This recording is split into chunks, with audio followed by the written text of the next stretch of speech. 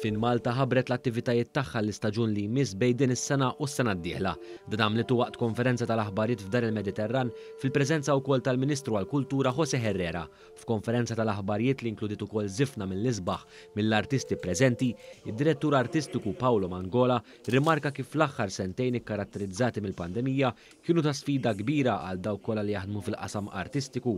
Madankollu sostna li dan ma waqqafx lil dan it-tim ta' professjonisti milli jkomplu jadattaw l-arti tagħhom għaż-żminijiet li qed ngħixu fihom. Huwa ddeskriva wkoll il-programm li hemm imħejjija x-xhur li ġejjin li se jinkludi fih ukoll sfin li għad iktar viżibilità il-kultura Maltija u Awċija.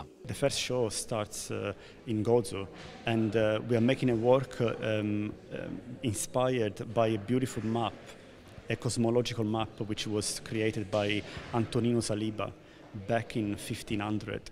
So there is all these small pieces that connect Maltese heritage culture through dance, and this season really it's all about that.